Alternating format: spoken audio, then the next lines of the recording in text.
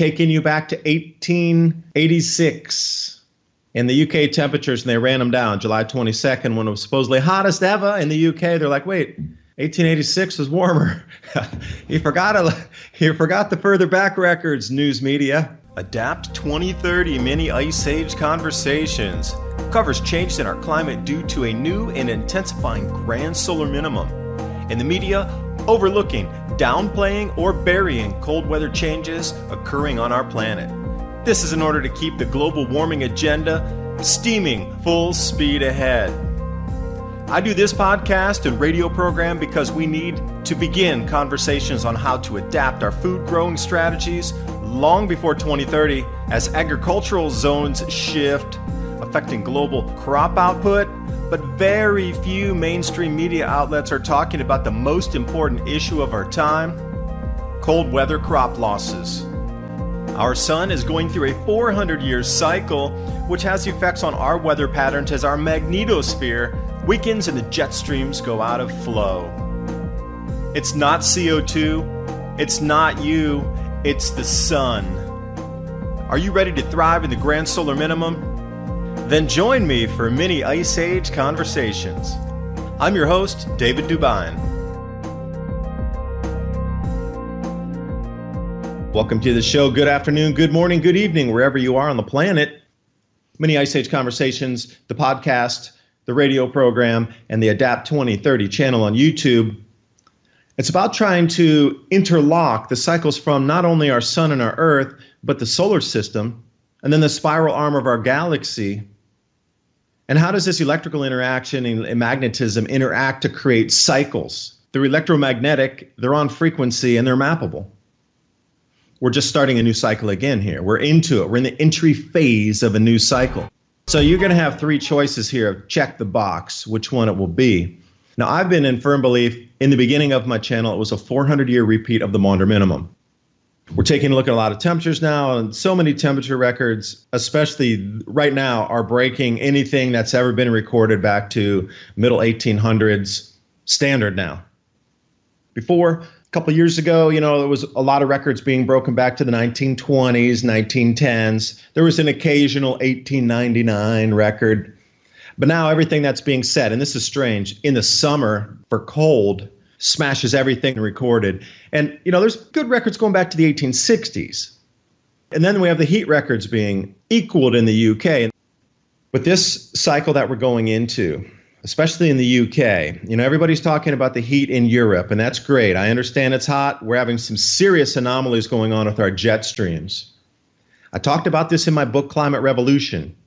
And what was so interesting, the book's been out for a month. It took us 4 months to write it. It's called Climate Revolution. It's available on PayHip. Put in Climate Revolution, Grand Solar Minimum, or Climate Revolution, David DuByne, or Climate Revolution, Adapt 2030 on a search engine. You'll find it. It'll take you to PayHip. In the section about the jet streams going completely out of flow and the new phenomenon called the equatorial vortex that was pretty discernible, or they even gave a new name in 2015. I talked about that in the book. I gave it 2 full pages on what to expect with this equatorial vortex. And what was so stunning to me is the equatorial vortex was focused over Spain and England in the images I used for the broken jet streams. And here we are, record heat, well, supposedly record heat in Spain, France, and the UK. But then climate realists on Twitter put out some amazing graphics, taking you back to 1886 in the UK temperatures, and they ran them down July 22nd when it was supposedly hottest ever in the UK. They're like, wait, 1886 was warmer. You forgot the further back records, news media.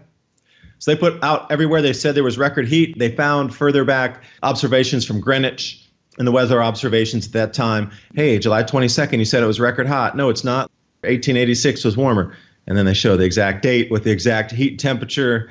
And then somebody said, well, they were only using thermometers back then. They weren't as precise as using satellites and data sets today. So today's hotter, actually. Those thermometers didn't count then. Even though they were in a field, in a box, where they should be, away from streets, away from any kind of habitation.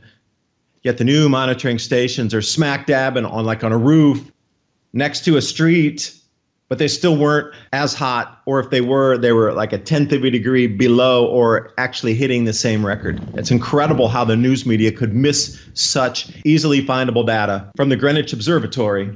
But interestingly, the jet stream anomalies that we used at the 250 millibar area to pick out and peg those jet stream breaks was in the same place last year where it got hot. Now it's getting hot again in the exact same places. So what are the chances of using those images that it happened again this year? So I'm saying for sure that next year it's going to happen again. It seems to be becoming a trend where we're getting super hot, being pulled up from the equator, and that would include the dust from the Sahara and anything coming from the equatorial areas north. So think about all the stuff that's transiting through that air column there from the equator. And if you take it all the way to Norway, go straight down from Norway to the equator, and then see what kind of land masses are in the way or cover that area. It's going to be full of sand. All of that atmosphere is dragging the sand up there as well with the heat. And the heat's coming off the desert. So it's already hot anyway, and that heat is being pulled further north. Now, if we were to do the same exact thing over the Atlantic Ocean where there was no dust and it was over water, you would not get those same temperatures. Even though the air mass would be pulled from the equator, it would be pulled over water, those temperatures, up to, say, Greenland or even further north. And another thing I don't understand is how these wildfires in Siberia are getting so much traction in the media. It happens every year. It's a yearly event. It's a cycle. This thing's been going on from time immemorial. If you had grazing animals and you knew a huge area had been burnt, okay, the grass didn't reemerge this season, but you know it's the first place it's going to emerge next season because it had the most fertilizer in it. And you already mapped these areas out, like I'm taking my herds there first because they're going to be the most succulent grass for these animals to graze on. If the corporate media makes it out like it's some new thing that's just beginning right now, like it's never happened before, I don't get it. But at the same time, they're overlooking all the record cold up in Russia at the moment. So there seems to be a lot of info on the heat, but not really much on the cold. But I think the media should be given equal weight to both because they're so anomalous. The anomalies are going both directions here with the jet streams being so broken and mixed up. Mainstream media keeps focusing on the heat, and it really irks me a little bit because, yeah, that's anomalous too, I'll agree. But they need to pull over on the other side to show the full, complete picture of a huge problem that very few people want to talk about. If the jet streams are broken at this level and they're delivering moisture and cool to different areas, our crops are going to be affected because the record heat, record cold, record heat, record cold, record heat, record cold, during a growing season, crops don't like that. Plants don't like that. They're in a grow zone or a habitation zone for a reason. It's a steady weather pattern with steady temperatures for a steady growing season. And here we come across the northern hemisphere right now with incredible events, both heat and cold. So you got the whole three parts of that, but the mainstream media focuses on just the heat. They're forgetting the crop losses. They're forgetting the cold anomalies. It's all a package. You can't have just one piece. My channel, Adapt 2030, great, focusing on the weather anomalies to explain why our crops are being lost. It doesn't matter if it gets hot or cold. You know, humans, we can adjust that. We can put another coat on. We can adjust the thermostat in our house. You can put on snow tires, whatever. We're very good at living through a couple of degrees Celsius change. That's not the problem. The problem is crops can't. They don't. They never have. That's why when you look back at pollen count, you see the pollen of certain species decrease. And you see the pollen of other species increase in new zones. It's mappable. It's on a wave too. I highly encourage you to look at pollen count. It is an incredible way to see how plants moved grow zones. And they do. Blown into different ranges where they do. They reemerge in different spots on the planet. And it's a great way to look back in past and see cycles of heat and cold too. Because some plants thrive in wetter conditions, and you'll see an enormous amount of that type of species of plant pollen in the core samples, which means that it got way wetter. And they mapped it out. There's tens of thousands of locations across the planet where they have already dug out not ice cores, but lake core drilling sediments and these types of things. And they're down there and they can see the pollen count pretty cleanly. They know which species, they know how wet or how dry. They know the range if it went further north or got pushed further south because it was too cold for it to grow. And speaking of cycles, my new book with my co-author Bill Porter, Climate Revolution, a must-read for understanding our sun-driven climate.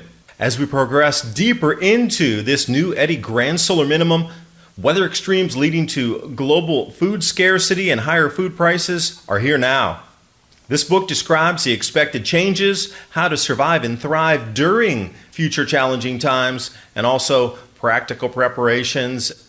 The entire book is interactive with over 250 links, so you can click and go out to the scientific aspect of what we're talking about with the repeating cycles in this Grand Solar Minimum.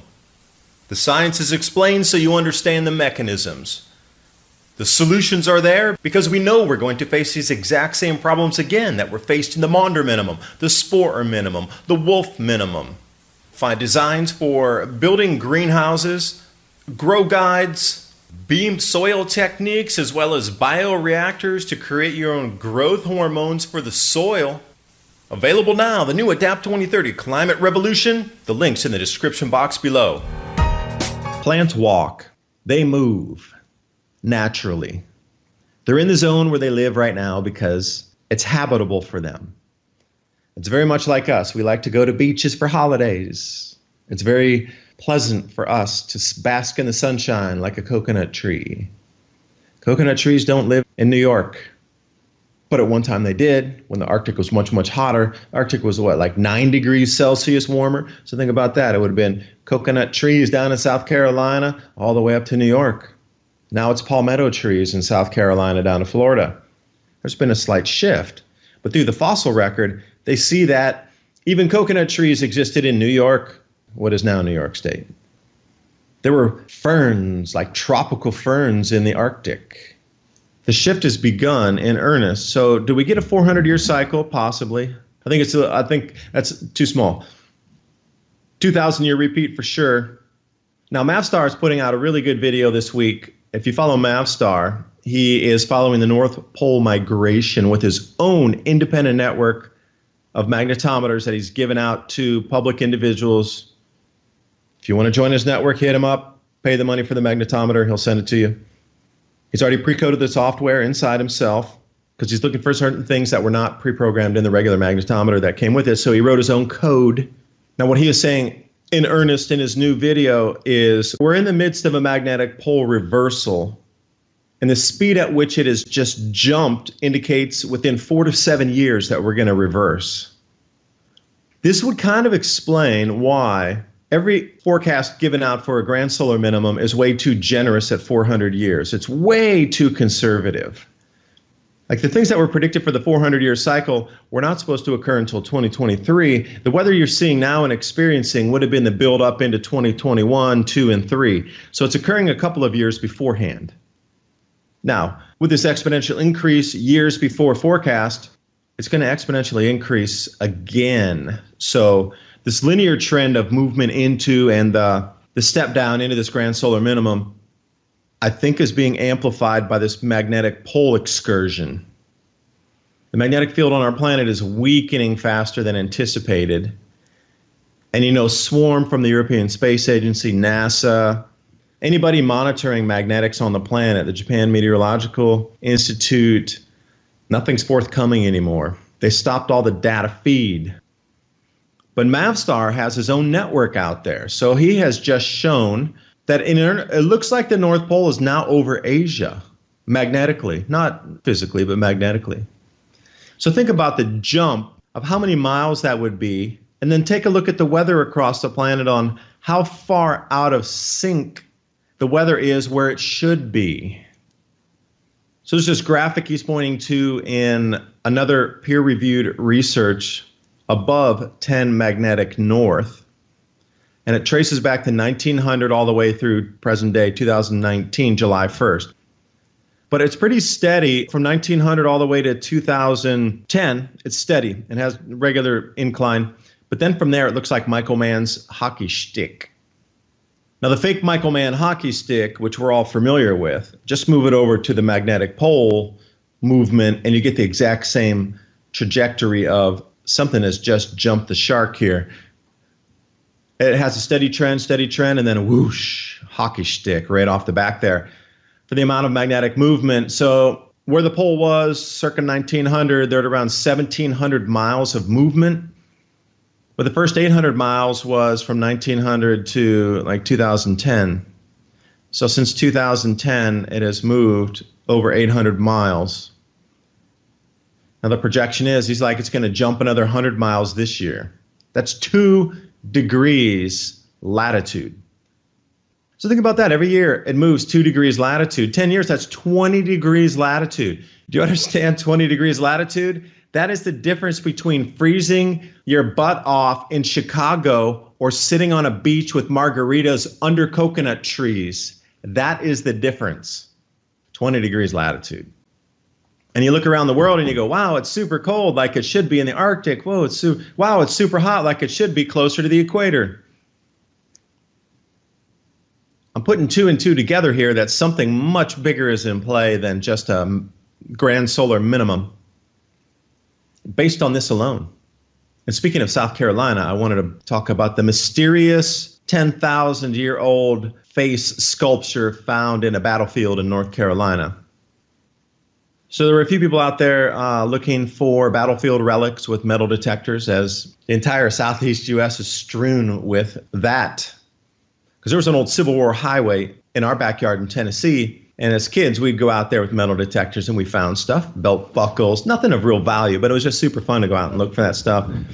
Found some, the buckle on a horse saddle, little buckles and little pieces of metal that we would find as kids. Super fun for it was a huge treasure for us. We might have found like King Tut's tomb, as a kid.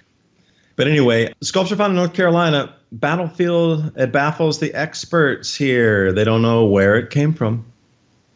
Somebody was plowing a field, and it was an old battlefield, as a matter of fact, turned into farm fields now. I guess it wasn't historical enough to be saved, so it reverted over to farm fields. Because even though there's Civil War highways going through places, now they're just neighborhoods. So, the back of our house bordered onto a huge farm, but it was an old Civil War highway. And, now, returning back, we sold the house a long time ago. But that area is all now developed. It's all homes in a suburb. Cul-de-sac and everything back there. So that Civil War highway, unless you knew it was there, you wouldn't know it was there. It's all been covered up. It's not protected area or anything. It looks like it's the exact same thing. It was a battlefield at one time. Now it's a farm field. Anyway, they're plowing this year. And what pops up? A 22-inch by 15.5-inch sculpture. Oh, it's 10,000 years old. Archaeologists are baffled. They say, it had to be Native Americans that sculpted it. I'm sorry, it was 12,000 years old. That's right at the era of the Younger Dryas period. And if you're familiar with the Younger Dryas, that's pretty much what ended our previous civilization in earnest. Whatever was left over after the emergence out of the Ice Age, there had to have been a lot of survivors from that Ice Age. There had to have been full-on culture going on, full-on civilization. Because, like anything, we would have adapted, right? Do you think that the onset of the Ice Age, say 100,000 or 108,000 years ago, that people just sat around for 95,000 years with our own cognitive abilities that we have today, with the same cranial structure, the same neural networks in our brains? Do you think we just sat there as a species for 95,000 years living in a cave with fire? Really? Do you believe that? I personally don't. Look how we evolved so far, I'm not going to say physically, but mentally in the terms of technology and what we've done in the last 3,000 years alone. What happened to the other 95,000 years? You think we just sat there in a cave? Nope. I guarantee we found solutions and we adapted to the conditions of Ice Age conditions. Guaranteed we did that. But whatever happened, the Younger Dryas was such a massive blow to civilization. Temperatures dropped 12 degrees Celsius in like less than 3 years. Pretty much pegged now to a mini nova from our sun that hit the ice sheet. Now, Randall Carlson and those guys go in and say it was a comet. But there's a whole other train of thought over here parallel with that, saying it was a mini nova from the sun. Because a comet alone maybe could not melt the ice sheet at such a volume to create the Badlands out in the western part of the United States, to drop the global temperatures 12 degrees Celsius globally, and to onset a cloud layer that pervaded this planet for almost a century after that. People did survive, but that was where things changed too fast for real survival to take on. I mean, they were living like primitive style because everything else was wiped away. So where's this sculpture coming from 12,000 years ago? They say it looks something very similar to what they have found in Siberia. Now they're trying to say, hey, it's the Chronicle of North Americans, but then there's others out there saying, well, it looks like something, again, from Siberia. And I encourage you to take a look at the sandstone sculpture out of the Office of State Archaeology from North Carolina. So what happened in our ancient past? Did a magnetic pole reversal indeed occur at the exact same time that the Younger Dryas occur? And were they coupled together, this magnetic pole reversal and the effects on the sun? Was it the sun that flipped or did something first that caused the magnetic reversal on our planet? Or did they occur in conjunction? Because the magnetic field of our planet alone is not, I mean, the sun overrides ours. It is so much larger, a million times larger than the Earth. And we are in the beginning 1% of the effect of electromagnetism from the sun. We're at 1 AU. The sun extends out 100 AU in terms of its intensity and effects electromagnetically. 100 AU past us and it's still felt at the edges. We're in the top 1% of effect. We're so close to that sun, 1 AU. So something electromagnetically on the sun had to have happened, and then in turn, something happened on the planet. So it's really interesting that all astrophysicists say we're going into this mini ice age grand solar minimum event. Now, the hair is split between solar cycle 25 or 26, but everybody agrees it's happening, something unusual. At least they're in agreement of that. So we all agree something unusual is happening on the sun that hasn't happened in 400, 2,000, or 4,000 years. And suddenly we're getting something on our Earth in a magnetic pole reversal that has not happened in how many tens or hundreds of thousands of years? Unusual? Connection? Coincidence? Not sure. But whatever's happening, it is affecting our planet at the moment. And I wish the news media, corporate style, would take into consideration all things happening, not focusing on one to drive an agenda. This video is brought to you by our friends at TrueLeafMarket.com. Heirloom and organic seeds for any grow zone on our planet.